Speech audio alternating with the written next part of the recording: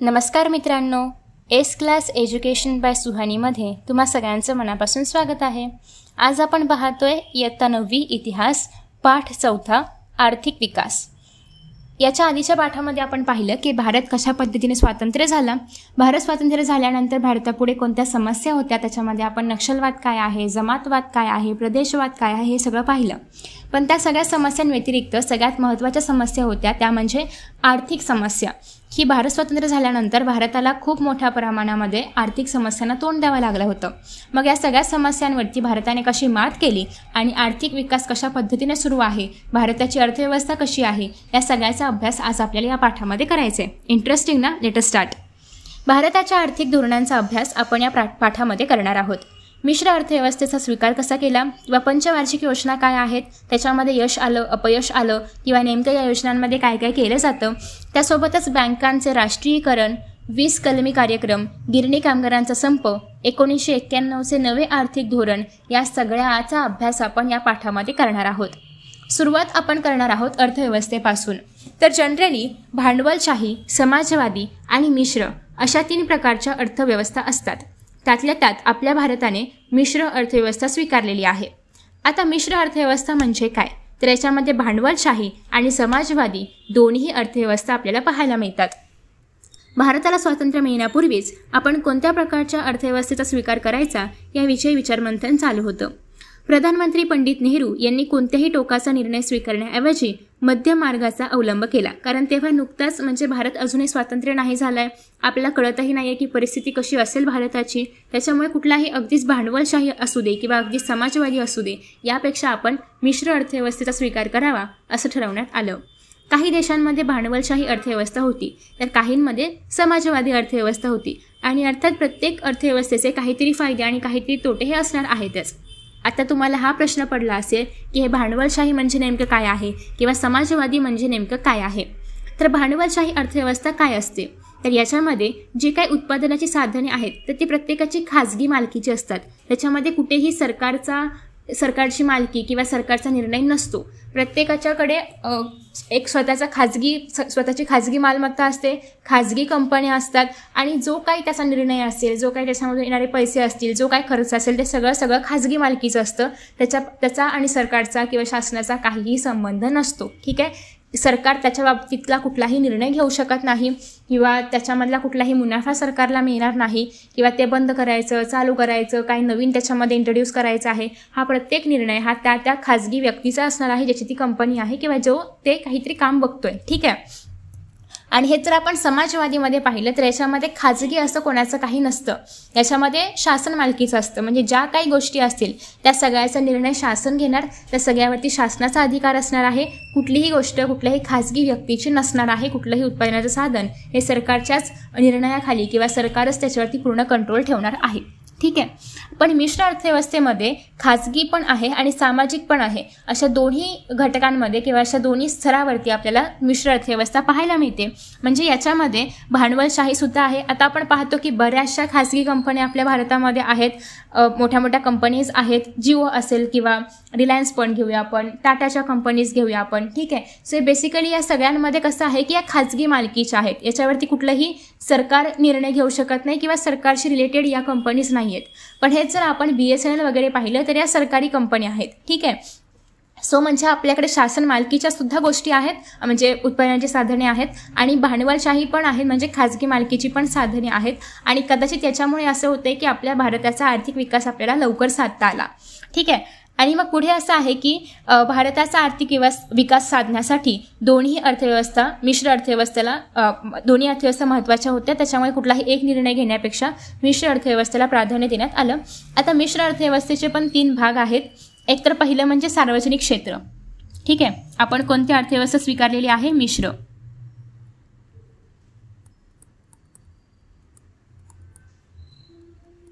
आता मिश्रमध्ये काय काय आहे? सार्वजनिक क्षेत्र हा आपला पहिला घटक आहे। आय होप की तुम्ही पण माझ्याबरोबर नोट्स लिहिताय, आणि ही जी काही PDF आहे ते तुम्हाला टेलिग्रामवरती मिळणार आहे। सो प्रत्येकाने टेलिग्राम चॅनलला जॉईन करायचं आहे। ठीक आहे, आता सार्वजनिक क्षेत्र म्हणजे काय, तर या क्षेत्रातील उद्योगधंदे ही पूर्णपणे सरकारच्या नियंत्रणाखाली आणि सरकारच्या व्यवस्थापनाखाली असणार आहेत। फॉर एक्झाम्पल संरक्षक साहित्य उत्पादन म्हणजे डिफेन्स किंवा आर्मीशी रिलेटेड ज्या काही वेपन्स असेल किंवा जे काही उत्पादनं होत असतील ही सगळी फक्त आणि फक्त सरकारच्याच नियंत्रणाखाली होतात. कुठलीही खाजगी संस्था त्याच्यामध्ये इन्व्हॉल्व नसते किंवा कुठल्याही एकट्या खाजगी संस्थेला ही कामं दिली जात नाहीत. ठीक आहे, याच्यावरती पूर्णतः सरकारचंच नियंत्रण असणार आहे किंवा शासनाचं नियंत्रण असणार आहे. नियंत्रण किंवा व्यवस्थापन पूर्णतः शासनाचं किंवा सरकारचंच व्यवस्थापन याच्यामध्ये असणार आहे. फॉर एक्झाम्पल आर्मी, डिफेन्स किंवा इतर काही पण भारताच्या संरक्षणाबाबतचा जो काही प्रश्न असेल तो सगळा येणार आहे सार्वजनिक क्षेत्रांतर्गत. ठीक आहे, दुसरं आहे ते म्हणजे खाजगी क्षेत्र. आता नावावरूनच कळतंय खाजगी क्षेत्र आहे म्हणजे खाजगी मालकीचं असं काहीतरी हे क्षेत्र असणार आहे. सो या क्षेत्रातील जी काही उद्योगधंदे असणार आहेत ते पूर्णतः खाजगी उद्योजकांच्या मालकीचे असणार आहेत आणि त्याच्यावरती सरकार फक्त देखरेख किंवा नियंत्रण ठेवू शकते, बाकी कुठलेही डिसिजन्स वगैरे घेऊ शकत नाही. सो खाजगी क्षेत्र हे पूर्णतः खाजगी मालकीचं आहे. जो काही त्याचा मालक वगैरे असेल तो खाजगी.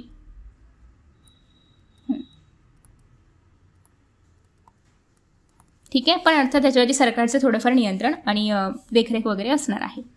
थर्ड आहे ते म्हणजे संयुक्त. आता संयुक्त मध्ये कसं आहे, तुम्हाला खाजगीचं एक्झाम्पल द्यायचं राहिलं, अगेन तुम्ही जिओ वगैरे एक्झाम्पल घेऊ शकता किंवा जे पण उपभोग्य वस्तू आहेत, कपड्याची एखादी कंपनी असेल मोठी, ठीक आहे, किंवा असं जे काही मोठ्या मोठ्या कंपनीज आहेत, कपडे, भांडी, वॉटेवर ज्या काही सगळ्या गोष्टी आहेत त्या सगळ्या कशामध्ये येतात, खाजगी क्षेत्रांमध्ये. म्हणजे ज्याचाही डिरेक्टली संबंध देशाच्या सुरक्षेसंदर्भात नाही आहे किंवा अगदीच देशातल्या प्रत्येक नागरिकासंदर्भात वगैरे नाही आहे, तर या सगळ्या गोष्टी खाजगीमध्ये येऊ शकतात. संयुक्त क्षेत्र या क्षेत्रामधले काही उद्योग हे खाजगी उद्योजकांच्या मालकीचे असतात, तर काही उद्योग हे सरकारच्या व्यवस्थापनाखाली चालवले जातात. म्हणजे या ठिकाणी अगेन दोन्ही मिक्स आहे. उद्योग खाजगी आहेत पण सरकारचे व्यवस्थापन आहे.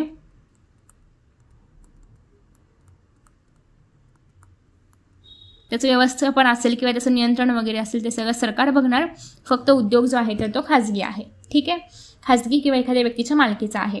नेक्स्ट असं आहे की मिश्र अर्थव्यवस्था सुरळीत चालण्यासाठी खाजगी व सार्वजनिक क्षेत्रांमध्ये सुसंवाद असणं गरजेचं आहे आणि या व्यवस्थेचे एकच उद्दिष्ट आहे ते म्हणजे अधिकाधिक उत्पादन आणि मोठ्या प्रमाणावरती लोकसहभाग. कारण मूळ उद्देश हा होता की आर्थिक विकास झाला पाहिजे. कसा होईल, जेव्हा जनता असेल किंवा खाजगी व्यक्ती आहे, शासन आहे, हे सगळं एकत्र येऊन काम करतील तेव्हाच आर्थिक विकास मोठ्या प्रमाणामध्ये होणार आहे.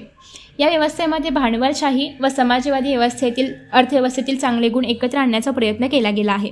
म्हणजे अर्थात आपण काय पाहिलं की भांडवलशाही अर्थव्यवस्था आहे, आपण हे पण पाहिलं की समाजवादी अर्थव्यवस्था आहे, दोघांचे काहीतरी फायदे आहेत, काहीतरी तोटे आहेत, हे सगळं आपण पाहिलं होतं. ठीक आहे, मग याच्यामध्ये काय केलं गेलेलं आहे की दोघांचं पण जे बेस्ट व्हर्जन आहे किंवा जे दोघांमधले पण गुण आहेत तर ते घेतलेले गेलेले आहेत आणि त्यापासून एक ही जी नवीन अर्थव्यवस्था आहे, मिश्र अर्थव्यवस्था, त्याची तयार करण्यात आलेली आहे. ठीक आहे, त्याच्यानंतर नेक्स्ट आहे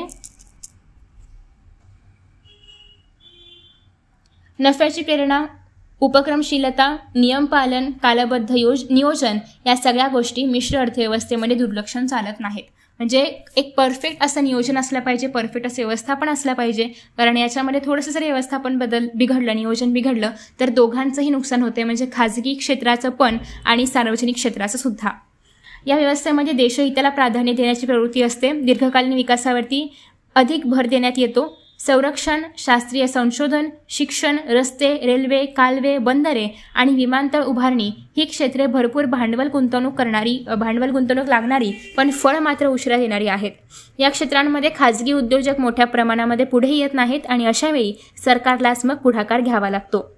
वरील पद्धतीने मिश्र अर्थव्यवस्थेचे प्रारूप वापरून आणि पंचवार्षिक योजनांचा स्वीकार करून भारताने विकासाला सुरुवात केली आणि 1973च्या औद्योगिक धोरणाने विकासाची गती वाढली. या धोरणानुसार जे काही अवजड असे उद्योग आहेत, उद्योग घराणी आहेत किंवा परकीय उद्योग याचा प्रभाव आटोक्यात आणणे आणि प्रादेशिक विकासाचा समतोल साधणे याला महत्त्व दिलं गेलं किंवा याला प्राधान्य दिलं गेलं. उद्योग म्हणजे काय, तर जे अगदी छोट्या स्केलवरती असणारे उद्योग आहेत, फॉर एक्झाम्पल पापड बनवणं असेल ते विकणं असेल, लोणचे बनवून ते विकणं असेल, तर असे जे काही लहान स्केलवरती किंवा स्मॉल स्केलवरती असणारे उद्योग आहेत त्याला आपण म्हणतो लघुउद्योग.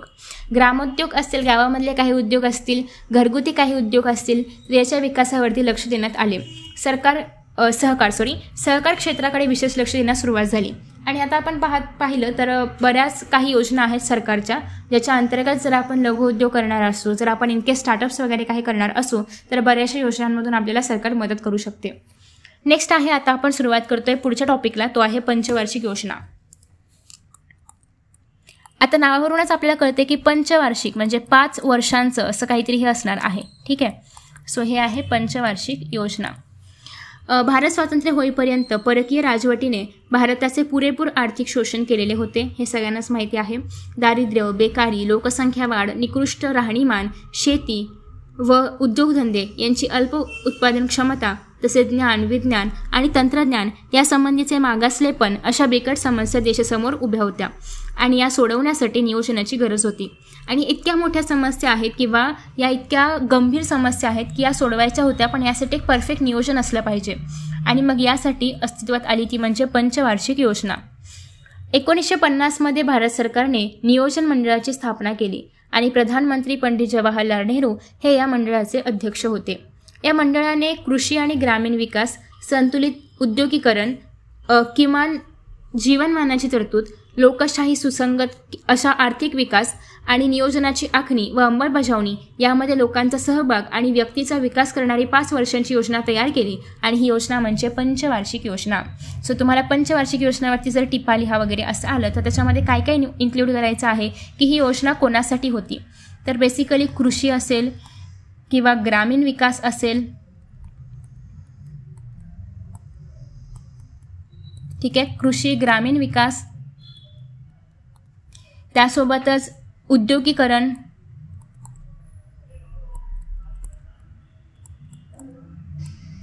ठीक आहे, उद्योगीकरण आहे, लोकशाही सुसंगत ठेवण्यासाठी जो काही आर्थिक व्यवस्थापन आहे तर ते, किंवा आर्थिक विकास आहे तर ते.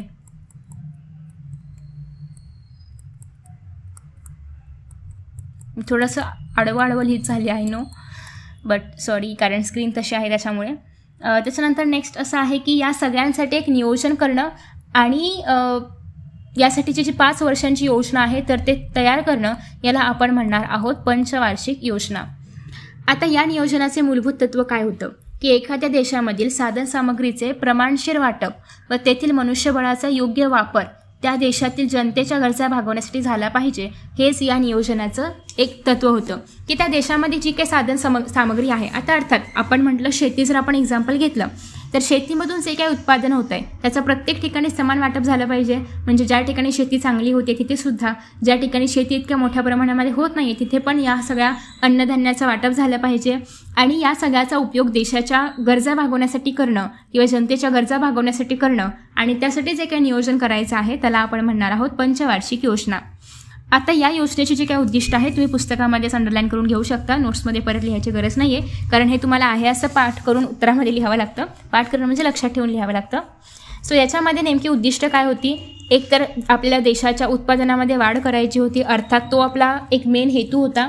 मूलभूत उद्योगधंद्यांवरती भर देऊन झपाट्याने औद्योगिकीकरण घडवून आणणं, म्हणजे जे काही मूलभूत उद्योगधंदे आहेत म्हणजे ते झालेच पाहिजेत किंवा त्या गरजा आहेत लोकांच्या किंवा जनतेच्या, ते झालंच पाहिजे. मग यासाठी त्या सरकारने काहीतरी पैसे प्रोव्हाइड करणं किंवा काहीतरी योजना वगैरे राबवणं हे गरजेचं होतं.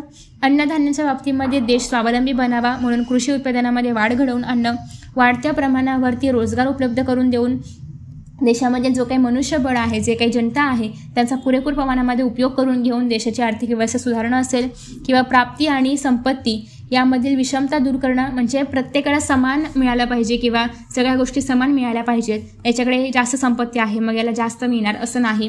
नेक्स्ट आहे वस्तूंच्या किमतीवरती स्थिर पातळीवरती ठेवणं, म्हणजे एक लिमिट लावणं की याच्यावरती या वस्तूची किंमत जाता कामा नये. कुटुंब नियोजन करून वाढत्या लोकसंख्येला आळा घालणं असेल, किंवा दारिद्र्य निवारण करून राहणीमान उंचावणं, त्यासोबतच सामाजिक सेवांचा विकास करणे, आर्थिक क्षेत्र स्वावलंबी करणे, हे सगळी उद्दिष्ट होती पंचवार्षिक योजनेची. ठीक आहे, आता आपण भारत स्वतंत्र झाल्यापासून किंवा ही जी एक समिती आहे ही निर्माण झाल्यापासून पुढे कशा पद्धतीने पंचवार्षिक योजनांमध्ये काय काय होत गेलं हे आपण पाहतोय. सो पहिली पंचवार्षिक योजना जी आहे तर ती होती 1951 पासून ते 1956 पर्यंत, अर्थात 5 वर्षांचा कालावधी.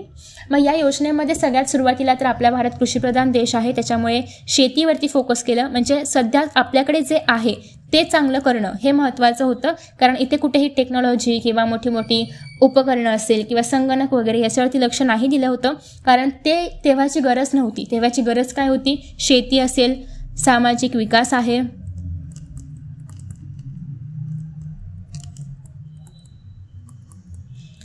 पूर नियंत्रण करणं असेल, म्हणजे ज्या पण एक जनरल गोष्टी होत्या ज्या की त्या काळामध्ये आपण फेस करत होतो, तर या सगळ्यासाठी.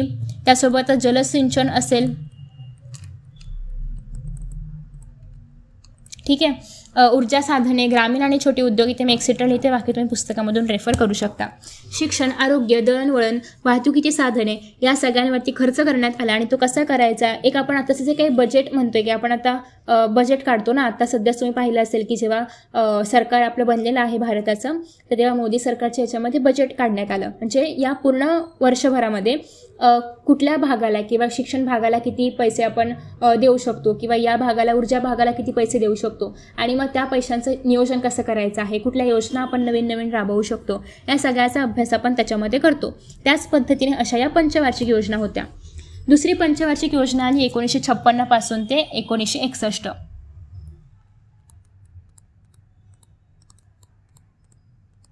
ठीक आहे. मग या योजनेमध्ये थोडासा आपण नवीन विषय आला तो म्हणजे औद्योगिकीकरण. म्हणजे आत्ता आपण कुठे आलो आहोत की इंडस्ट्रीजमध्ये वगैरे काहीतरी नवीन निर्माण करणं. ठीक आहे. महत्त्वाकांक्षी उद्दिष्टे साध्य करायचे होते. दुर्गापूर, भिलाई, राऊरकेला येथे जे काही पोलादाचे कारखाने आहेत, सिंद्री येथील रासायनिक खतांचा कारखाना, चित्तरंजन येथील रेल्वे इंजिनचा कारखाना, पेरांबूरचा आगगाडीचा डब्याचा कारखाना, विशाखापट्टणमचा जहाज बांधणीचा कारखाना इत्यादी प्रचंड अवजड उद्योगधंदे, त्याचे कारखाने सार्वजनिक क्षेत्रामध्ये उभारण्यात आले. ही जे काही आता मी नावं घेतली खूप महत्त्वाची आहेत, कारण हे तुम्हाला एक्झाममध्ये चुकीची जोडी ओळखा वगैरे या सगळ्या प्रश्नांमध्ये विचारलं जातं. ठीक आहे. म्हणजे कुठे कुठला कारखाना आहे हे तुम्हाला एक्झाममध्ये विचारलं जातं. सो हे प्लीज तुमच्या पुस्तकामध्ये हायलाईट करून ठेवा, किंवा तुम्ही नोट्स बनवत असाल तर नोट्समध्ये लिहून ठेवा. ठीक आहे. कारण पुस्तकामध्ये आहे तर परत लिहायची गरज नाही आहे, बट तुम्हाला असं वाटतंय लिहून लक्षात वगैरे राहील तर तुम्ही नक्की लिहून ठेवा. त्यासोबतच नेक्स्ट आहे शेतीला पाणी पुरवठा करण्यासाठी भाकरा, नांदल, दामोदर यांसारखी प्रचंड धरणे उभारण्यात आली, आणि या योजनेमुळे राष्ट्रीय उत्पादनामध्ये किंवा उत्पन्नामध्ये वाढ झाली. तिसरी पंचवार्षिक योजना आहे 1961 पासून 1966 मध्ये. मी सगळे मुद्दे लिहित नाही, कारण सगळं पुस्तकामध्ये आहे तेच तुम्हाला लक्षात ठेवायचं आहे. सो पुन्हा लिहिण्यात काहीच अर्थ नाही आहे. त्याच्यामुळे जो काही महत्त्वाचा आणि नवीन विषय आहे तो मी इथे ॲड करणार आहे. या योजनेमध्ये उद्योग आणि कृषी विकासाचं संतुलन साधायचं होतं. उद्योग आणि त्यासोबतच कृषी विकास हे हायलाइट्स आहेत या पंचवार्षिक योजनेचे. दरसाल राष्ट्रीय उत्पन्नामध्ये वाढ घडवून आणणे, अवजड उद्योग म्हणजे आपण जसं पाहिलं कारखाने वगैरे, वाहतूक व खनिज उद्योग यांचा विकास करणं, विषमतेचे निर्मूलन करणं आणि रोजगाराच्या संधी मोठ्या प्रमाणामध्ये उपलब्ध करून देणं हा या पंचवार्षिक योजनेचा हेतू होता. तिसऱ्या पंचवार्षिक योजनेनंतर 3 एकवार्षिक योजना म्हणजे 1966 ते 1969 हाती घेण्यात आल्या, कारण या काळामध्ये तीव्र दुष्काळाचा सामना करावा लागला होता. चीनचे आक्रमण झाले होते, पाकिस्तानशी पण युद्ध झालं होतं. यामुळे विकासाच्या कामांपेक्षा संरक्षणाकडे आणि दुष्काळ निवारणाकडे लक्ष देण्यात आलं होतं. त्याच्यामुळे अर्थव्यवस्थेला फार महत्त्व दिलं नव्हतं, कारण मेन विषय काय होते, संरक्षण करणं आणि दुष्काळ निवारण करणं, आणि त्याच्यामुळे खूप मोठा ताण पडला होता अर्थव्यवस्थेवरती. आणि या 3 एकवार्षिक योजनांनंतर चौथी जी काही पंचवार्षिक योजना आली ती होती 1969 पासून 1974ची. ओके. मध्ये जो गॅप आहे तो का पडलेला आहे, तर युद्ध आणि दुष्काळ.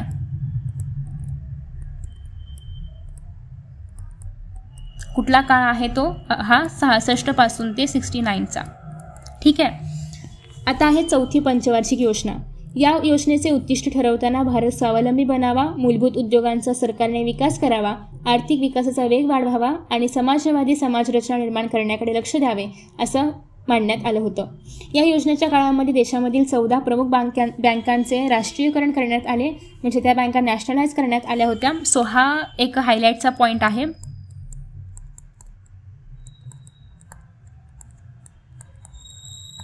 14 बँकांचे राष्ट्रीयीकरण.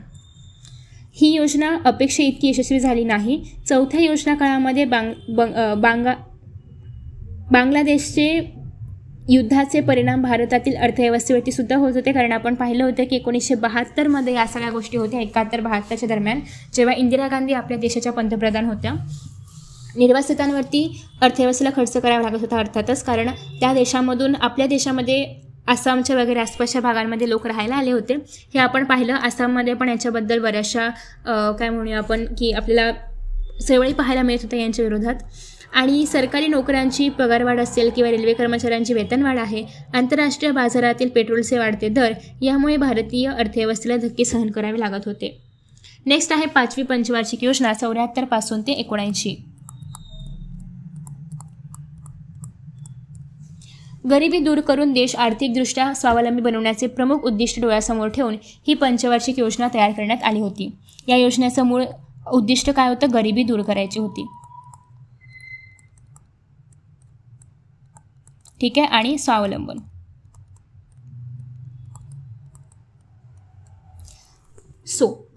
या योजनेमध्ये राष्ट्रीय उत्पन्नात वाढ करणे, मोठ्या प्रमाणावरती रोजगार उपलब्ध करून देणे, शिक्षण, सकस आहार, पिण्याच्या पाण्याचा पुरवठा करणे, वैद्यकीय उपचारांच्या सुविधा असतील, ग्रामीण भागाला त्या सुविधा पुरवणे, ग्रामीण भागामध्ये वीज पुरवठा करणे, दळणवळणाची साधने म्हणजे संपर्काची साधने, संपर्क म्हणण्यापेक्षा आपण असं म्हणूया की रस्ते वगैरे बांधणं असेल किंवा एका राज्याचा दुसऱ्या राज्याशी जो काही संपर्क आहे तर तो साधणं असेल, समाज कल्याण असेल, या सगळ्यासाठीच्या योजना राबवण्यात आल्या होत्या या 5व्या पंचवार्षिक योजनेमध्ये. मूलभूत उद्योगधंदे वाढवणे, अन्नधान्य आणि इतर जीवनोपयोगी वस्तूंची खरेदी एकाधिकार पद्धतीने करून त्या सार्वजनिक वितरण संस्थांद्वारे गरिबांना रास्त किमतीमध्ये पुरवणे अशी उद्दिष्ट देखील नमूद करण्यात आली होती. 5व्या पंचवार्षिक योजनेच्या काळामध्ये दारिद्र्य निवारण व रोजगार वाढवणे शक्य झाले नाही. 1977 लोकसभेच्या निवडणुकीमध्ये काँग्रेस पक्षाचा पराभव झाला. जनता पक्ष सत्तेवरती आला. नव्या सरकारने पंचवार्षिक योजना 1978च्या मार्च अखेर समाप्त करून एप्रिल 78 पासून साखळी योजना सुरू केली, परंतु ती अपयशी ठरली आणि 1980 लोकसभेच्या मध्यवर्ती निवडणुका झाल्या. पुन्हा एकदा काँग्रेस सत्तेवरती आला आणि त्या काँग्रेसने साखळी योजना जी काय ती बंद केली आणि पुन्हा एकदा पंचवार्षिक योजना सुरू केली. म्हणजे तुम्ही पाहू शकता की एक सरकार बदललं की सगळ्या योजना बदलतात, सगळ्या देशाची घडी बदलते. आणि त्याच्यामुळे या भागामध्ये आपण जेव्हा पंतप्रधान कोण होते वगैरे यांचा अभ्यास करत होतो तेव्हा पण आपण पाहिलं होतं की खूप रॅपिडली किंवा खूप पटापट इथले जे काही पंतप्रधान आहेत तर ते बदलत होते. खूप पटापट सत्ता पालट होत होती आणि त्याच्यामुळेच या सगळ्याचा परिणाम देशाच्या आर्थिक व्यवस्थेवरती, सामाजिक व्यवस्थेवरती होत होता. ठीक आहे. आता आपण पाहणार आहोत 6वी पंचवार्षिक योजना 80 पासून 85 पर्यंत.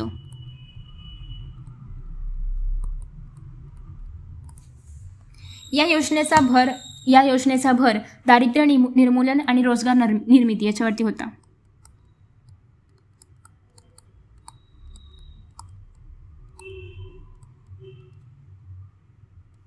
आय नो की अक्षर थोडंसं बिघडतंय, बट स्क्रीनवरती लिहिणं थोडं अवघड जाते मला. आणि रोजगार निर्मिती.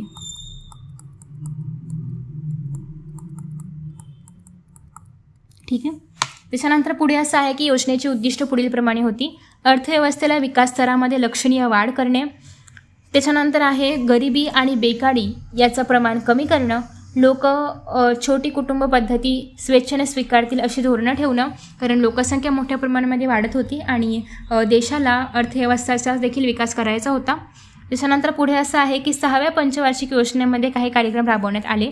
एक म्हणजे IRDP एकात्मिक ग्रामीण विकास कार्यक्रम, RLEGP ग्रामीण भूमिहीन रोजगार हमी कार्यक्रम, NREP राष्ट्रीय ग्रामीण रोजगार कार्यक्रम आणि सालेम पोलाद प्रकल्प यांसारखे बरेचसे कार्यक्रम राबवण्यात आले. उद्देश हाच होता की मोठ्या प्रमाणामध्ये रोजगार निर्मिती व्हावी, मोठ्या प्रमाणामध्ये आर्थिक विकास व्हावा. ठीक आहे. आफ्टर दॅट नेक्स्ट 7वी पंचवार्षिक योजना 85 पासून 90 पर्यंत. या योजनेचा भर अन्न, रोजगार आणि उत्पादकता याच्यावरती होता. नवीन प्रश्न आहे तो म्हणजे अन्न, रोजगार. हा प्रश्न खूप आधीपासून चालत आलेला आहे. आणि उत्पादकता वाढवणे. याच्यावरती भर होता.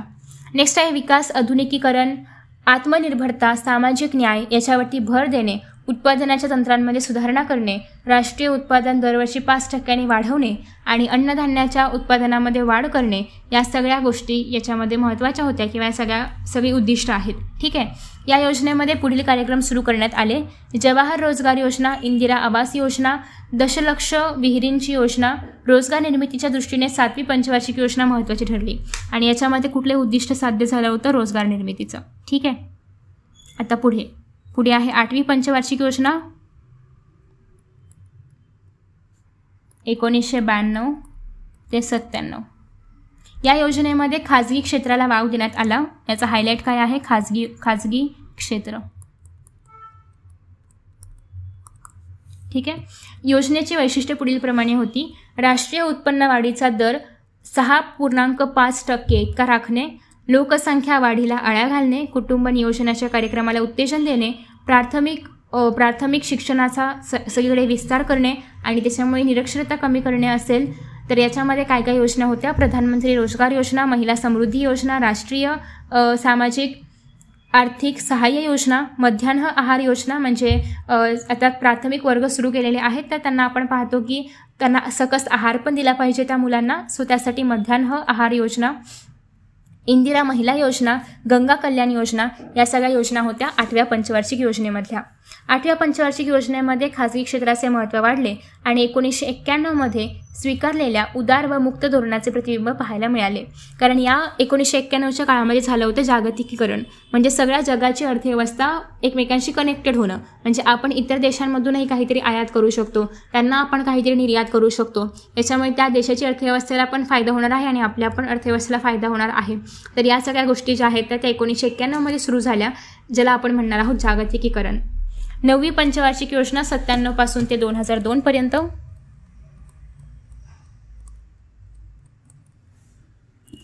ग्रामीण व कृषी विकास याच्यावरती या योजनेचा भर होता.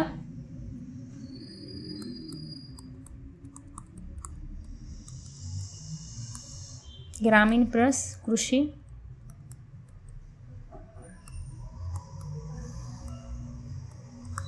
ठीक आहे. आर्थिक विकासाचा दर वाढवणे, पायाभूत क्षेत्रामध्ये निकोप स्पर्धा निर्माण करणे, परकीय गुंतवणुकीसाठी औद्योगिक धोरणाला नवीन दिशा देणे ही या योजनेची उद्दिष्ट होती. या योजनेमध्ये शहरी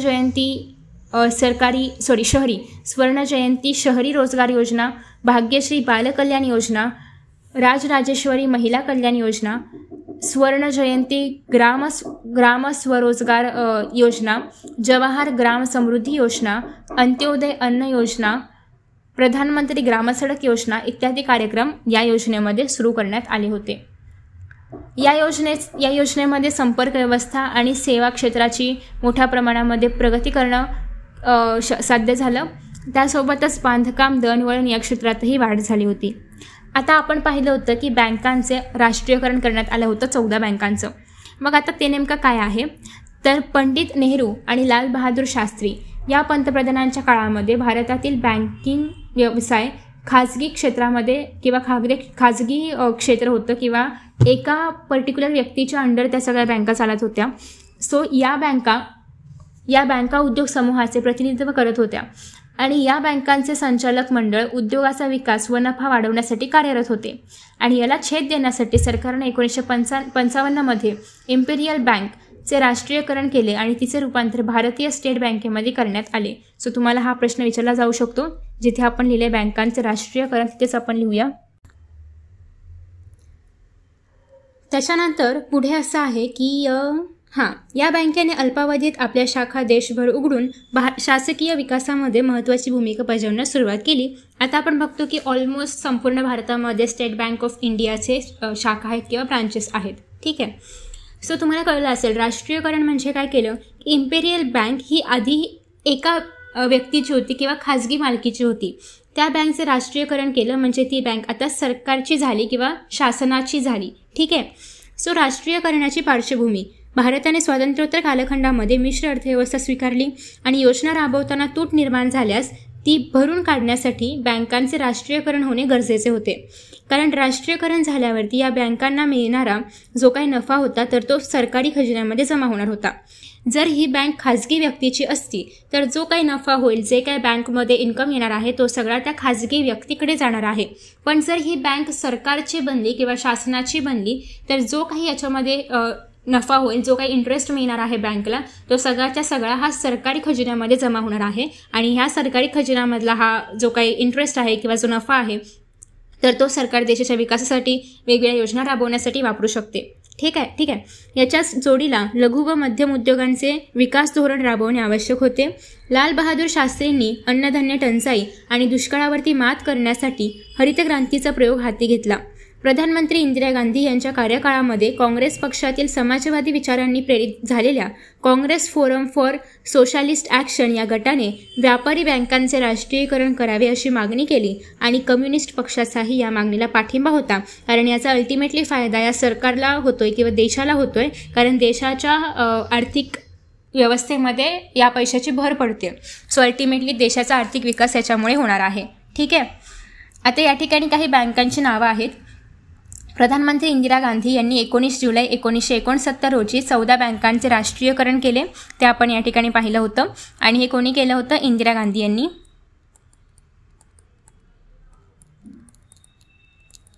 ठीक आहे. याच्यामध्ये आहे Allahabad bank, bank of Baroda, bank of India, bank of Maharashtra, Canara bank, central bank of India, Dena bank, Indian bank, Indian overseas bank, Punjab national bank, syndicate bank, United bank of India, United commercial bank, union bank of India या 14 बँकांचा समावेश याच्यामध्ये होता. आणि 1980मध्ये आणखी 6 बँकांचे राष्ट्रीयकरण करण्यात आले. म्हणजे एकूण 20 बँका या सरकारच्या नियंत्रणाखाली किंवा सरकारच्या व्यवस्थापनाखाली आलेल्या आहेत आणि याचा नफा आपल्या देशाला होणार आहे.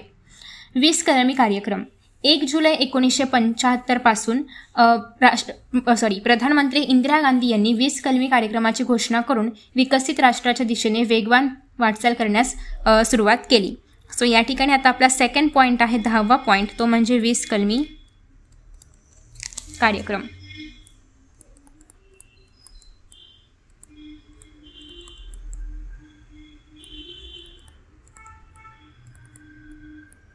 ठीक आहे.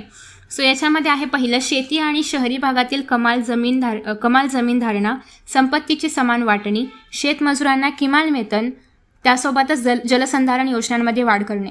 म्हणजेच काय की शहरी भागामध्ये किंवा जे शेतकरी आहेत आणि जे शहरी भागामधील जमीन असणारे लोक आहेत त्यांना जास्तीत जास्त जमीन त्यांच्याकडे राहावी. शेतमजुरांना किमान म्हणजे मिनिमम एवढं तरी वेतन हे मिळालंच पाहिजे. ठीक आहे. नेक्स्ट असं आहे की सगळ्यांना समान संपत्ती असावी, सगळ्यांकडे कोणाकडे जास्त आहे कोणाकडे कमी आहे असं व्हायला नको. जलसंधारण म्हणजे ज्याला आपण वॉटर कन्झर्वेशन म्हणतो, पाणी वाचवणं किंवा पाण्याचं संवर्धन करणं, या सगळ्या गोष्टींसाठी ज्या काही योजना आहेत त्यांच्यामध्ये वाढ करण्यात आली. ठीक आहे. नेक्स्ट असं आहे की कामगारांचा उद्योगधंदा किंवा उद्योग क्षेत्रामध्ये सहभाग वाढवण्यात आला. राष्ट्रीय प्रशिक्षण योजना सुरू करण्यात आल्या. वेठ बिगार मुक्ती करणे, या सगळ्या गोष्टी सुरू झाल्या होत्या 20 कलमी कार्यक्रमामध्ये. कर चुकवेगिरी म्हणजे जे लोक टॅक्स पे नाही करत, कर चुकवतात, तर ते आर्थिक गुन्हे आणि तस्करी रोखणे.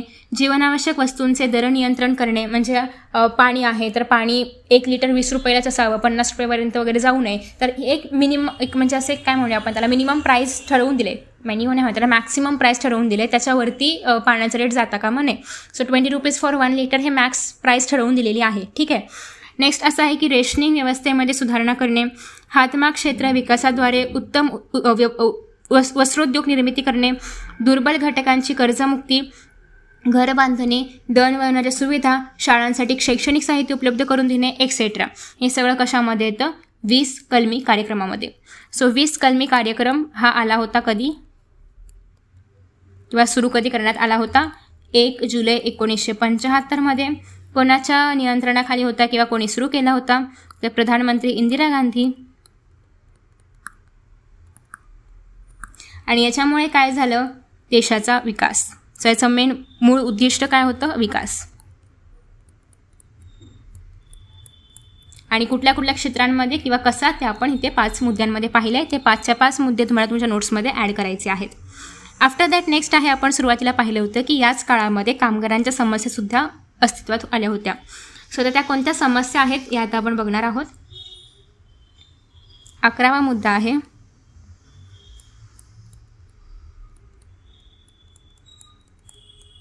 सो बेसिकली या नोट्स फक्त गोथ्रू करण्यासाठी आहेत की चॅप्टरमध्ये एकूण काय काय टॉपिक्स आहेत, सो दॅट तुम्ही फक्त कामगारांच्या समस्या हे हेडिंग वाचलं की तुम्हाला त्यातलं सगळं कॉन्टेंट आठवलं पाहिजे. ठीक आहे. ओके. सो 1854 मुंबईमध्ये पहिली कापड गिरणी कावसची दावर यांनी सुरू केली आणि पुढे दादर, परळ, भायखळा, शिवडी, प्रभादेवी आणि वरळी येथे कापड गिरण्या सुरू झाल्या. आणि मग हा पूर्ण भाग गिरण याच्यामध्ये मेन असल्यामुळे गिरण गाव म्हणून ओळखला जाऊ लागला. ठीक आहे. सगळ्यात पहिली जी कापड गिरणी आहे तर ती 1854 किंवा 54 साली सुरू करण्यात आली होती मुंबईमध्ये. कोणी सुरू केली होती? कावसजी दावर यांनी. ठीक आहे. कापड गिरणी आणि पुढे ती ऑलमोस्ट पूर्ण मुंबईमध्ये वगैरे त्याच्या वेगवेगळ्या शाखा झाल्या किंवा ती पसरली गेली आणि मग त्याला गिरणगाव असं नाव दिलं गेलं. 80च्या दशकामध्ये कामगारांमध्ये असंतोष निर्माण होण्यास अन्य क्षेत्रांमधील आर्थिक परिस्थिती कारणीभूत होती. म्हणजे काय तर काही उद्योगांमध्ये कामगारांचे पगार वाढत होते, त्यांना बोनस पण मिळत होती, पण गिरणी कामगारांना मात्र तेवढ्या सुविधा किंवा तेवढे पैसे तेवढा पगार मिळत नव्हता. मग त्यांचं असं झालं होतं की आम्हाला कमी पगार का, म्हणजे आम्हाला पण पगार हा वाढवून पाहिजे किंवा आम्हाला पण बोनस पाहिजे. नेक्स्ट असं आहे की महात्मा ज्योतिराव फुले यांचे सहकारी नारायण मेघाजी लोखंडे यांच्या प्रयत्नांमुळे 1 जानेवारी 1882 पासून गिरणी कामगारांना आठवड्यातून 1 दिवस म्हणजेच रविवारची सुट्टी देण्यात यावा असा निर्णय घेतला गेला आणि मग हळूहळू सगळ्याच क्षेत्रांमध्ये ही जी सुट्टी आहे तर ती मिळू लागली. सो तुम्हाला पण जी काही रविवारची सुट्टी मिळते तुम्हाला म्हणजे सगळ्यांनाच, तर ती सुद्धा याच कारणामुळे मिळते किंवा नारायण मेघाजी लोखंडे यांच्यामुळेच मिळते. ठीक आहे. सो तुम्हाला हे MCQsमध्ये विचारलं जाऊ शकतं.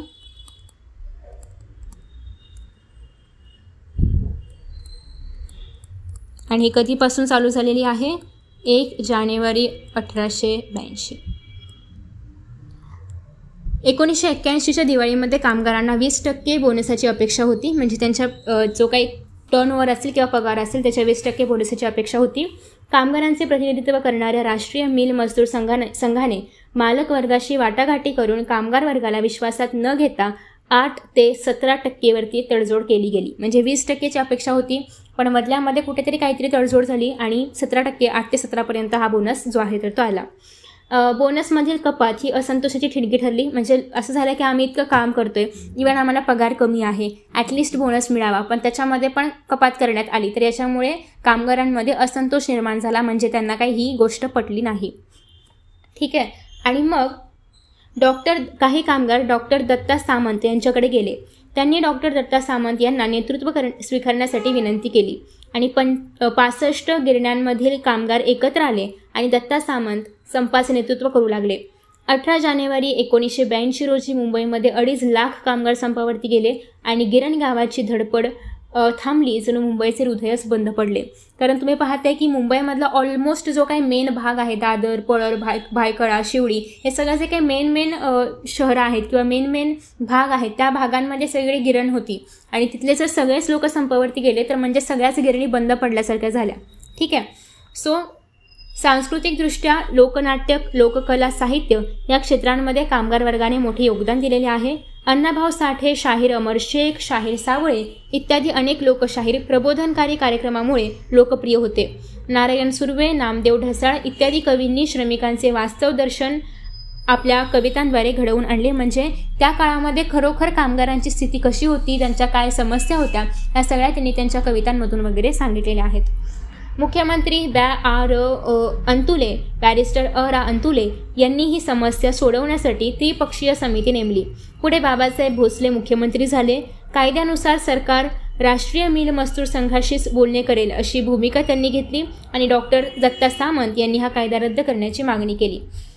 सो संपाच्या सुरुवातीच्या काही काळांमध्ये कामगारांना गावाकडून मदत सुरू झाली, म्हणजे अर्थात त्यांनी काम आता ते नाही करत आहेत, तर त्यांना पगारही मिळत नाही आहे, खाणं पिणं नाही आहे, त्याच्यामुळे त्यांच्या स्वतःच्या गावाकडून वगैरे त्यांना मदत पाठवली जायची, खाण्यापिण्याबाबत असो, धान्य वगैरे असो, या सगळ्यासाठी. ठीक आहे. त्याच्यामुळे सुरुवातीला एकमेकांना मदत करणे कामगारांना काही फारसे अवघड गेले नाही, कारण आता नुकती सुरुवात आहे, सगळ्यांकडे थोड्याफार प्रमाणामध्ये पैसे उपलब्ध आहेत, म्हणजे जस्ट त्यांनी काम सोडले, सो थोडेफार सेव्हिंग्स वगैरे काहीतरी असेल, त्यांना धान्य वगैरे पण गावाकडून सगळं मिळते, सो त्याच्यामुळे त्यांना काही जास्त अडचणी नाही आल्या. ठीक आहे. आणि मग विभागीय समित्या स्थापन करून त्यांनी अन्नधान्य, मदत निधी वगैरे यांचे वाटप सुरू केले. डाव्या पक्षांनी संपाला पाठिंबा दिला होता. डाव्या म्हणजे काय, विरोधी पक्ष, जे सरकारमध्ये आहे, जसं सरकार आहे त्याच्या अपोजिट जी काय पार्टी असेल. फॉर एक्झाम्पल जर आपण आत्ताचं सरकार विचारात घेतलं तर मोदी आणि इतर जे काही अपक्ष आहेत त्यांनी मिळून सरकार स्थापन केलेलं आहे, आणि काँग्रेस सध्या डावा पक्ष आहे किंवा विरोधी पक्ष आहे. त्याप्रमाणे त्या काळामध्ये जेव्हा हा काळ सुरू आहे त्या काळात जे काही विपक्ष होते किंवा जे डावे पक्ष होते त्यांनी मात्र या जे काही कामगारांचा संप आहे त्याला पाठिंबा द्यायला सुरुवात केली.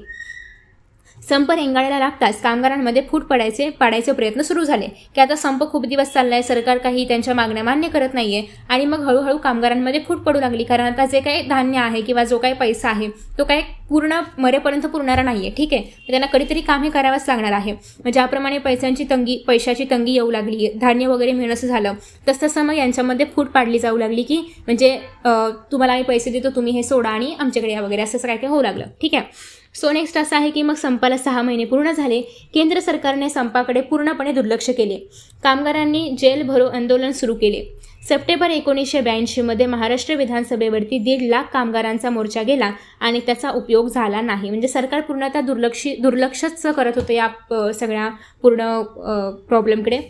नेक्स्ट असं आहे की संपाला 1 वर्ष पूर्ण झालं. एवढा प्रदीर्घ काळ चाललेला हा पहिलाच संप होता आणि या कालावधीमध्ये सुमारे 1.5 लाख कामगार बेकार झाले. म्हणजे जे या मोर्चामध्ये सामील होते ते काही त्या गिरणीमध्ये काम करत नव्हते, त्याच्यामुळे त्यांच्याकडे कुठलाही पैसा नाही आहे किंवा कुठलंही काम नाही आहे. मग त्यांच्याकडे आता बेरोजगारी ज्याला आपण म्हणतो किंवा बेकारी ज्याला आपण म्हणतो त्याला त्यांना सामोरे जावं लागणार होतं. कपड्यापेक्षा पॉलिस्टरला महत्त्व आल्याने मुळातच गिरणीतील कपड्यांच्या खपावरती परिणाम झाला होता. म्हणजे आत्तापर्यंत काय झालं होतं की आधी फक्त ते जे सुती कपडा म्हणूया आपण किंवा जे इंडियामध्ये तयार होणारे कपडे आहेत तेच फक्त यूज केले जायचे, पण हळूहळू नवीन कपड्यांचे म्हणजे नवीन धागे येऊ लागले, पॉलिस्टर वगैरे येऊ लागलं, आणि त्याच्यामुळे मग अर्थातच आधीच त्याचा खप कमी झाला होता आणि त्यात गिरणी कामगारांनी संप केला होता. मुंबईतून कापड गिरण्या सुरत आणि गुजरातमध्ये गेल्या. तर अर्थात तिकडचे कामगार काम करत नाही आहेत मुंबईमधले वगैरे, त्याच्यामुळे मग गिरण्या चालवण्याशी मतलब आहे गिरणी जे काही मुख्य असतील त्यांना. मग त्यांनी या गिरण्या काय केल्या, सुरत आणि इतर भागांमध्ये गुजरातमध्ये वगैरे घेऊन गेले, कारण महाराष्ट्रामधले कामगार काही कामच करत नाही आहेत गिरण्यांमध्ये वगैरे, त्याचा तर संप सुरू आहे. मग अर्थात गिरण्यांना दुसऱ्या ठिकाणी स्थलांतरित करण्यात आलं आणि केंद्र सरकारने 13 गिरण्यांचे राष्ट्रीयकरण केले आणि मग परत त्या गिरण्यांचं राष्ट्रीयकरण पण झालं. म्हणजे गिरण्यांमधून जो काही नफा होईल तो सगळा आता सरकारकडे जाणार किंवा आपल्या देशाकडे जाणार. समस्या सोडवण्यासाठी लवाद नेमले गेले पण त्याचा काहीच उपयोग झाला नाही किंवा त्याला काही यश आलं नाही. नवे आर्थिक धोरण. आधुनिक भारताच्या इतिहासामध्ये 1991 साल महत्त्वाचे आहे, कारण आपण पाहिलं की त्या काळामध्ये जागतिकीकरण झालं होतं. 10व्या लोकसभा निवडणुकीनंतर केंद्रामध्ये PV नरसिंह राव हे प्रधानमंत्री झाले होते. आता आपण हे लिहून घेऊया, नोट्समध्ये तुम्हाला हे सगळं ॲड करायचं आहे. 12वा आपला मुद्दा आहे तो म्हणजे नवे आर्थिक धोरण. 1991चा काळ आहे. प्रधानमंत्री आहेत PV नरसिंह राव. ठीक आहे. आणि त्यांनी अर्थमंत्री डॉक्टर मनमोहन सिंग यांच्या सहकार्याने भारताची अर्थव्यवस्था जागतिक अर्थव्यवस्थेशी जोडण्याचे नवे धोरण स्वीकारले. आणि त्या काळी अर्थमंत्री कोण होते? डॉक्टर मनमोहन सिंग. आणि डॉक्टर मनमोहन सिंग यांचा खूप महत्त्वाचा वाटा आहे भारताच्या अर्थव्यवस्थेच्या सुधारणेमध्ये किंवा विकासामध्ये. त्याच्यानंतर यासाठी भारतीय अर्थव्यवस्थेतून मूलभूत स्वरूपाचे बदल घडवून आणण्यात आले. भारतीय अर्थव्यवस्थेला जागतिक प्रवाहामध्ये आणण्यात आले आणि जागतिकीकरण आपण या आधीच्या पाठामध्ये थोडंफार पाहिलेलं आहे. त्याच्यानंतर या काळामध्ये आपण पाहिलं की भारताची आर्थिक व्यवस्था ही बिकट झाली होती. पी.व्ही. नरसिंहराव यांच्या अगोदर चंद्रशेखर यांचे सरकार होते. पण आपण पाहिलं होतं प्रधानमंत्र्यांच्या त्या कालखंडामध्ये की कुठलंही सरकार हे स्थिर नव्हतं. या काळामध्ये अनेक प्रधानमंत्री येत होते, अनेकदा सरकार पडत होतं आणि असा साधारणतः या काळामधला अंदाज होता. त्याच्यानंतर नेक्स्ट आहे की या सरकारच्या काळामध्ये चलनवाढीचा दर 17% होता आणि आर्थिक वृद्धी दर 1.1% घटला होता. आयातीसाठी आठवडाभर पुरेल एवढेच परकीय चलन भारताकडे होते. म्हणजे फक्त आपण एका आठवड्याचंच जे काय आयात आहे तर ते आता इथून पुढे करू शकतो आणि एवढंच सामान आता आपल्याकडे अवेलेबल होतं. ठीक आहे. त्याच्यानंतर परकीय कर्जाची परतफेड करणे आणि त्यावरील व्याज देणे कठीण झाले होते. जे काय परकीय कर्ज आपण घेतलं होतं म्हणजे इतरांकडून जे काय कर्ज घेतलं होतं ते कसं परतफेड करायचं, कारण भारताकडे तेवढा पैसेच आता अवेलेबल नाही आहे. म्हणजे गरजा भागवण्यासाठी पैसा अवेलेबल नाही आहे तर बाकीच्या गोष्टी आपण करू शकत नाही. ठीक आहे. आणि मग त्याच्यावरचं जे काही व्याज आहे ते पण तर भारताला फेडायचं होतं. मग या सगळ्यासाठी भारताच्या अर्थव्यवस्थेमध्ये एवढी रक्कमच अवेलेबल नव्हती. मे 1991 चंद्रशेखर यांच्या काळामध्ये सरकारने काही सोने विकून तर काही सोने गहाण ठेवून परिस्थिती आटोक्यात आणण्याचा प्रयत्न केला होता. म्हणजे जे काही आपल्या भारताकडे सोनं आहे, आपल्या भारताला सगळ्यांना माहिती असेल की पहिलं सोन्याची चिडिया असं म्हटलं जायचं, राईट. सो जे काही आपल्या भारतामधलं सोनं वगैरे आहे तर ते सगळं गहाण ठेवून किंवा विकून वगैरे थोड्याफार प्रमाणामध्ये जे काही पैसा आहे तर ते आणण्यास सुरुवात केली. कारण अर्थात भारताचा आपल्याला कारभार पण पाहायचा आहे, त्यासाठी पैसा आवश्यक आहे. चंद्रशेखर यांच्या अगोदर विश्वनाथ प्रताप सिंग यांच्या सरकारने सगळ्या शेतकऱ्यांना सरसकट कर्जमाफी देऊन 10,000 कोटी रुपयांपेक्षा जास्त बोजा अर्थव्यवस्थेवरती टाकला होता. सो याच्या आधी जे काही सरकार आहे त्यांनी कर्जमाफी दिली होती. आता कर्जमाफी दिल्यामुळे सरकारच्याकडे कुठलाही पैसा आला नव्हता आणि त्याच्यामुळे कुठलाही पैसा नसल्यामुळे आता अर्थव्यवस्थेमध्ये काहीच नाही आहे आणि म्हणून त्यांना सोनं वगैरे घाण ठेवून तो पैसा घ्यावा लागत होता. का तर आपल्याला कर्ज भागवायचं आहे आणि अर्थात आपल्याला बऱ्याचशा गोष्टी आयात करायच्या आहेत. आयात म्हणजे काय, असं काहीतरी जे भारतामध्ये पिकत नाही आहे किंवा भारतामध्ये बनत नाही आहे ते आपल्याला इतर देशांमधून आणावं लागतं. ठीक आहे. After that next okay. So केंद्र व राज्य सरकारचे एकत्रित अंतर्गत कर्जाचे स्थूल राष्ट्रीय उत्पन्नाशी असलेले प्रमाण सुमारे 55% एवढे झाले होते. 1980 ते 81 परकीय कर्ज $2,350 कोटी एवढे होते आणि ते 1990 ते 91 $8,380 कोटी पर्यंत वाढले. यावेळेस भारताचा परकीय चलनसाठा फक्त $100 कोटी इतकाच होता आणि याला इराकने कुवेतवर आक्रमण करून तेलाच्या वाढलेल्या किमतीची पार्श्वभूमी होती. म्हणजे इराकने कुवेतवरती आक्रमण केलं होतं, त्याच्यामुळे तेलाचा दर वाढलेला होता आणि अर्थात भारताला तेल आयात करावं लागतं. आपल्याकडे तेल बनत नाही, ते आपण इतर देशांकडून आयात करतो आणि मग त्यासाठी पण भारताला जे आहे तर ते पैशाची गरज होती, का तर आपल्याला तेल वगैरे आयात करायचं होतं. भारताला परकीय कर्ज उभारणे अवघड झाले आणि अनिवासी भारतीयांनी आपल्या परकीय चलनातील ठेवी काढून घेण्यास सुरुवात केली. आणि मग जे भारताचे निवासी नाही आहेत त्यांनी म्हणजे बँकांमध्ये वगैरे पैसे ठेवले असतील त्यांचे, तर त्यांनी ते पण काढायला सुरुवात केली. कारण भारताकडे आता पैसे नाही आहेत, सो आपण रिस्क नाही घेऊ शकत ना, असं त्यांचं म्हणणं होतं की उद्या कदाचित त्या बँक्स वगैरे बंद झाल्या तर त्याची रिस्क आपण नाही घेऊ शकत, त्यांचे पैसे जातील. मग त्या भीतीने त्यांनी ती सगळी अमाऊंट जी आहे ती काढून घेतली. मग आता अर्थात बँकांमध्ये पण पैसे नसल्यामुळे बँक्स ती रक्कम पण वापरू नाही शकत देशासाठी. मग आता याच्यावरती काय उपाययोजना करायची, एवढ्या सगळ्या समस्या होत्या, कर्ज वगैरे घ्यावं लागत होतं किंवा मोठ्या प्रमाणामध्ये आर्थिक समस्या जी आहे तर ती निर्माण झाली होती. आणि मग या आर्थिक समस्यांवरती आता काय उपाययोजना करायची, अर्थात उपाययोजना केली होती अर्थमंत्री यांनी, म्हणजेच डॉक्टर मनमोहन सिंग यांनी. या परिस्थितीमधून मार्ग काढण्यासाठी व्ही.पी. नरसिंहराव यांनी डॉक्टर मनमोहन सिंग यांना अर्थमंत्री म्हणून नेमले. डॉक्टर मनमोहन सिंग यांनी दोषदुरुस्ती उपाययोजना म्हणजे करेक्टिव्ह मेजर्स केल्या की आता या ज्या काही घटना घडलेल्या आहेत, जी काही आर्थिक समस्या आपल्याकडे आहे ती आपल्याला करेक्ट करायची आहे, ती आपल्याला सुधारायची आहे. मग परिस्थिती बदलण्यासाठी सुरुवात झाली. त्यांनी परकीय गुंतवणुकीवरचे निर्बंध उठवले आणि उद्योग क्षेत्रातील परवाना पद्धती 18 उद्योगांपुरती मर्यादित केली. म्हणजेच काय की कोणीही आपल्या कंट्रीमध्ये येऊन आपल्या देशामध्ये येऊन उद्योगधंदे करू शकतो. याच्यामुळे अर्थात आपल्या देशालाच फायदा होणार आहे. कारण जेव्हा ते आपल्या देशामध्ये येणार तेव्हा परवानगी घेणं किंवा जागा खरेदी करणं किंवा आपल्या देशातील लोकांना रोजगार उपलब्ध करून देणं या सगळ्या गोष्टी होणार, त्याच्यामुळे आपल्याला पण पैसा मिळणार आहे. सो त्याच्यामुळे त्यांची पहिली एक योजना होती ती म्हणजे परकीय गुंतवणुकींसाठी मार्ग मोकळा करून देणं. ठीक आहे. सार्वजनिक उद्योगांमधील वाढता तोटा व कार्यक्षमता लक्षात घेऊन सार्वजनिक क्षेत्रे खाजगी उद्योगांकरिता खुली केली. म्हणजे आता सरकारकडे पैसा नाही आहे उद्योग चालवण्यासाठी, मग त्यांनी काय केलं, एखादा खाजगी व्यक्ती जर ते उद्योग खरेदी करू इच्छित आहे तर त्यांनी ते करावं आणि तो उद्योग सांभाळावा. मग हा त्यांनी एक चांगला डिसिजन घेतला होता की ज्यांच्याकडेही तेवढा पैसा आहे त्यांनी सरकारकडून तो उद्योग घ्यायचा, सरकारला तेवढे पैसे द्यायचे, जेणेकरून आपल्याकडे तो पैसा येईल किंवा देशाच्या अर्थव्यवस्थेमध्ये तो पैसा येईल आणि देश त्याचा उपयोग करू शकतो. ठीक आहे. मग असं करत करत देशाकडे पैसे येऊ लागले आणि जे व्यक्ती सक्षम होते कारभार पाहण्यासाठी किंवा तो उद्योगधंदा पाहण्यासाठी त्या लोकांनी ते उद्योगधंदे खरेदी केले. शेअर बाजारावर नियंत्रण आणण्यासाठी 1988 सेबीची म्हणजे security and exchange board of इंडियाची स्थापना केली. नॅशनल स्टॉक एक्सचेंजचे संगणकीकरण करण्यात आले आणि मंदीचे सावट दूर करण्यासाठी प्राधान्य दिले गेले. डॉक्टर मनमोहन सिंग यांच्या पहिल्या अर्थमंत्री पदाच्या कारकिर्दीमध्ये भारतातील परकीय गुंतवणूक वाढली, कारण आपण कुठलेही जास्त निर्बंध ठेवले नव्हते. ज्यांना भारतामध्ये येऊन उद्योग करायचा आहे they are free to come. आणि भारताने बँक ऑफ इंग्लंडमध्ये गहाण ठेवलेले सोने देखील परत भारतामध्ये आणले.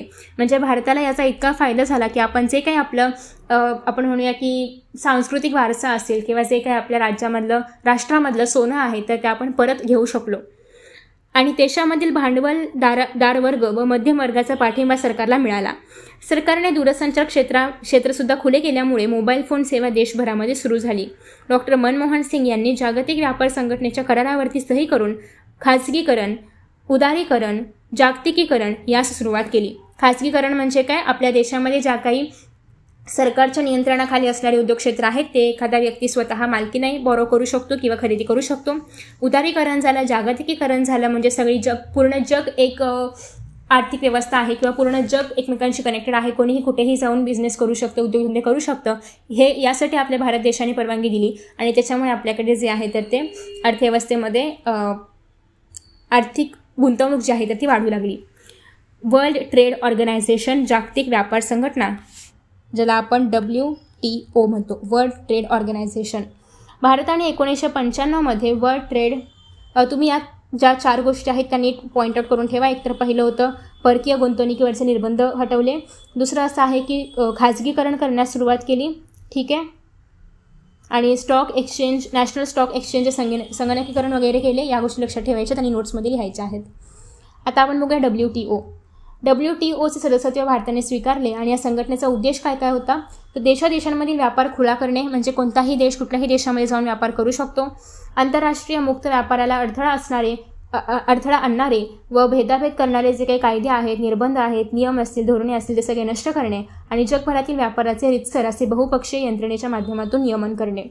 नेक्स्ट, WTO अस्तित्वात येण्यापूर्वी GATT अस्तित्वात होते आणि general agreement on tariffs and trade ही जी काही एक संघटना आहे आंतरराष्ट्रीय स्तरावरती तर ती काम करत होती. ती व्यापार नियमन करायची. भारतामध्ये WTO संदर्भात परस्पर विरोधी टोकाची मते होती आणि असे असूनसुद्धा WTOचे सदस्यत्व स्वीकारण्याचा निर्णय घेतला गेला. जागतिक व्यापार संघटनेच्या तरतुदी, अनुदाने, आयात निर्यात, परकीय गुंतवणूक, संरक्षित क्षेत्रे, शेती, तंत्रज्ञान, सेवा यांच्याशी संबंधित आहे आणि भारत सदस्य झाल्यापासून वीज, पाणी, वाहतूक, शिक्षण आणि आरोग्य या क्षेत्रांचे झपाट्याने व्यापारीकरण झाले. कारण इतर लोक पण आपल्याकडे इन्व्हेस्ट करू लागले, आपल्याला पैसा मिळू लागला आणि त्याच्यामुळे आपला विकास होऊ लागला. जागतिक व्यापार संघटनेच्या या वेगवेगळ्या अहवालानुसार दारिद्र्य रेषेखालील लोकसंख्येत घट, बालमृत्यू मध्ये घट, त्याच्यानंतर पिण्याचे पाणी, सांडपाणी याबाबतच्या ज्या काही सोयीसुविधा आहेत तर त्या भारतामध्ये उपलब्ध करून देण्यात आल्या आणि याच्या सुधारणा भारतामध्ये झाल्या. जागतिक व्यापार संघटनेच्या या धर्तीवरती भारताने पुढे दक्षिण आशियाई प्राधान्य व्यापार करार म्हणजे south Asia preferential trade arrangement SAPTA ह्याच्यामध्ये सुद्धा सहभाग घेतला. भारताने सार्क देशांकरिता विविध वस्तूंच्या आयातीवरील निर्बंध उठवले आणि आयात शुल्कामध्ये देखील सवलत दिली. त्याच्यामुळे ते सुद्धा भारतामध्ये इन्व्हेस्टमेंट करू लागले, गुंतवणूक करू लागले. भारतीय विमा क्षेत्र खाजगी व परकीय गुंतवणुकीला खुले केले आणि अशा पद्धतीने स्वातंत्र्योत्तर काळामध्ये ज्या ठिकाणी आपली आर्थिक स्थिती किंवा आर्थिक विकास आपल्याला घडवून आणायचा होता तर त्याच्यामध्ये या काही उपाययोजना करण्यात आल्या होत्या आणि भारताने जी आहे तर ती मिश्र अर्थव्यवस्था स्वीकारलेली होती आणि त्याच्यामध्ये पुढे जागतिकीकरण कसे झाले किंवा कशा गोष्टी होत्या किंवा कशा पद्धतीने विकास वगैरे झाला हे सगळं आपण पाहिलं आहे आणि याच पद्धतीमध्ये अजून शिक्षणामध्ये कशा सुधारणा झाल्या किंवा इतर गोष्टींमध्ये कशा सुधारणा झाल्या त्या आपण पाहणार आहोत नेक्स्ट पाठामध्ये. सो आय होप की तुम्हाला हा पाठ समजला असेल. Thank you so much for watching this video. Next आपला पाठ असणार आहे शैक्षणिक वाटचाल, की भारतामध्ये स्वातंत्र्योत्तर काळामध्ये शैक्षणिक वाटचाल कशा पद्धतीने झाली पाहूया नेक्स्ट व्हिडिओमध्ये. Thank you so much for watching this video and see you in the next video. Bye bye.